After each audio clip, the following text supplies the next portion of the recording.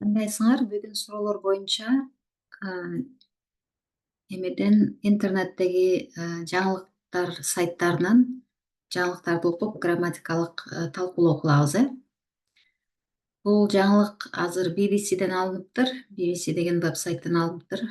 bbc.com деп турат. Келгиле анда окуйбуз. Putin sets out conditions for Ukraine ceasefire. Putin Украинадагы ок атышууну токтотуу үчүн талаптарды белгилеп кетти дейт. Sets out. Ким жазыптыр? James Landale жана Gabriella Pomeroy жазыптыр. 1 саат мурун чыгыптыр. 1 hour ago. Reporting from Kiev, Ukraine. Украинадан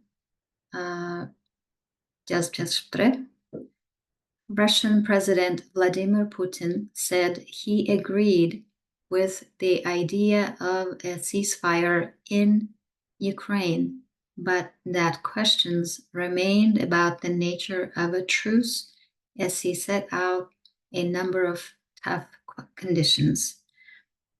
Орус президенти Владимир Путин айтты дейт. He agreed, ал макул болду, with the idea of ceasefire in Ukraine, Украинадагы ок атышууну токтотуу идеясы менен макул болду дейт. Өткөн чакта agreed деп турат.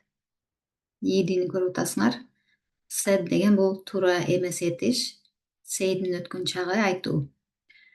But бирок суроолор дейт, questions. Калды дейт, дагы деле жообу жок калды дейт, remained. Questions remained. Эмне жөнүндө? Келишим, truce деген келишим, тынчтык келишиминин детальдары боюнча, ошол боюнча бир нече суроолор калды дейт.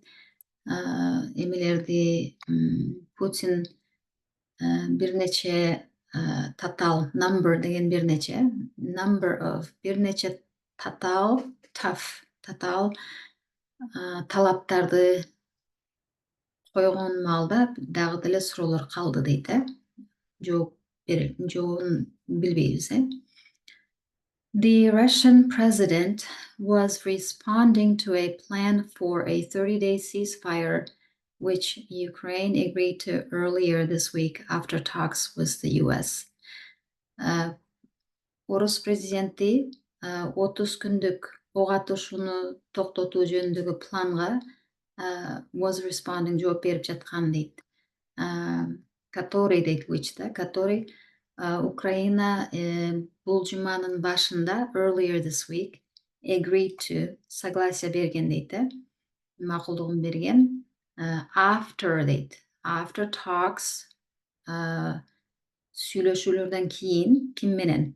With the US. Америка менен сүйлөшүп бүткөндөн кийин макулдугун бул жуманын башында берген. Ошого Орус президенти жооп берип жатты дейт. 30 күндүк ок атышууну токтотуу планына.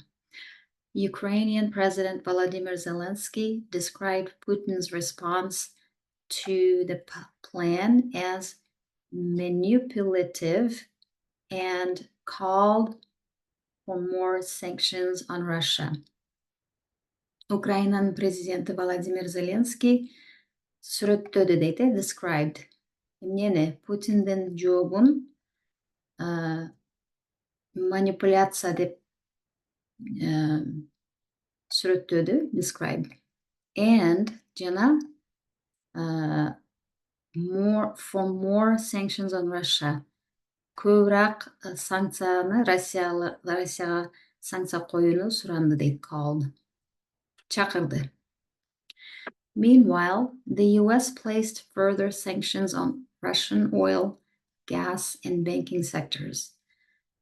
Ошол эле учурда Америка дальше, further, дагы көбүрөөк санкцияларды орус нефти, газы жана финансовый секторга, банк сектору же финансовый секторга санкция коюптур, placed.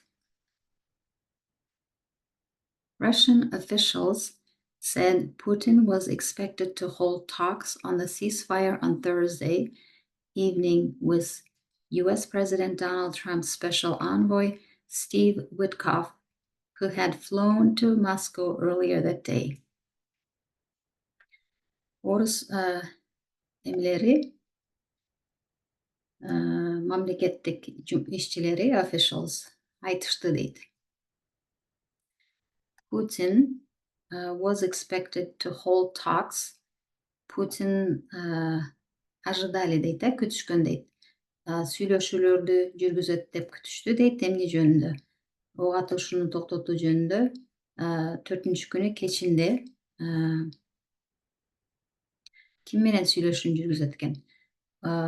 Америка президенти Дональд Трамптын атайын special катчысы, envoy Steve Witkoff менен сүйлөшүүлөр жүргүзөт экен 4-күнү кечинде. Who had flown to Moscow earlier that day. Который кайка Москвага эртең менен, ошол күнү эртең менен учуп келген дейт. Flown өткөн чакта. Had flown деген учуп келген. Эртең, ошол күнү эртең менен учуп келген дейт, мына өткөн чакта. Had flown. It is not clear whether that meeting actually took place. Неясно дейт, it is not clear деген неясно. Белгисиз дейт. Ошол жолугушуу чындап эле took place, болдубу, болбодубу, белгисиз. On Friday, 5-күнү, Russia's state-run media quoted the air traffic monitoring website Flight Radar as saying the plane believed to be carrying Witkoff had left Moscow. 5-күнү орустардын мамлекетине караштуу медиа эмне кылыптыр? Flight Radar деген вебсайттан эме кылыптыр. Үзүндү алып көрсөтүптүр, эмне деп айтышыптыр? Самолет, plane carrying Witkoff, ошол самолеттин ичинде учуп Москвадан кетти деп, had left, Москвадан кетти деп эме кылыптыр, жарыялашыптыр. Ал жаңылыкты каяктан алышыптыр? Немени аба жолдорун эме кылган, мониторинг кылган Flight Radar деген вебсайттан алышыптыр. Ошону менен жаңылыкты окуганды ушул жерден токтотобуз. Суроолоруңар болсо сурагыла. Бирок силерден сураныч, ушул текстти жазып, колуңарды көндүрүп, кулагыңарды көндүрүп, көзүңөрдү көндүрүп, көнүгүүлөрдү аткаргыла, ошондо тезирээк үйрөнөсүңөр. Thank you.